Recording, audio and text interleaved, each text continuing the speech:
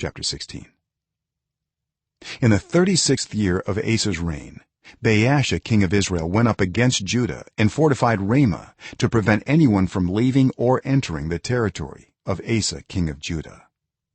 Asa then took the silver and gold out of the treasuries of the Lord's temple and of his own palace and sent it to Ben-Hadad king of Aram, who was ruling in Damascus.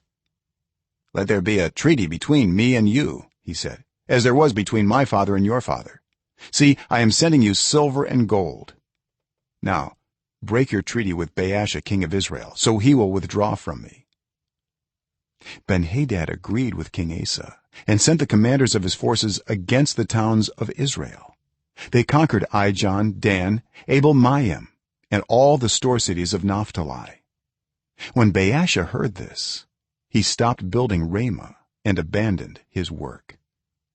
Then King Asa brought all the men of Judah, and they carried away from Ramah the stones and timber Baasha had been using. With them he built up Geba and Mizpah. At that time Hanani the seer came to Asa king of Judah and said to him, "Because you relied on the king of Aram and not on the Lord your God, the army of the king of Aram has escaped from your hand. Were not the Cushites and Libyans a mighty army with great numbers of chariots and horsemen? Yet when you relied on the Lord, he delivered them into your hand. For the eyes of the Lord range throughout the earth to strengthen those whose hearts are fully committed to him.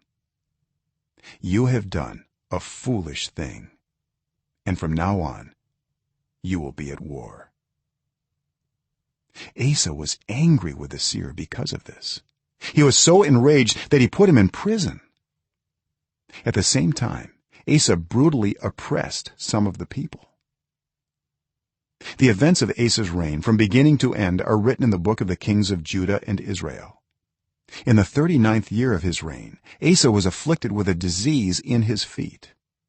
Though his disease was severe, even in his illness he did not seek help from the Lord, but only from the physicians. Then in the 41st year of his reign, Asa died and rested with his ancestors. They buried him in the tomb that he had cut out for himself in the city of David. They laid him on a bier covered with spices and various blended perfumes, and they made a huge fire in his honor.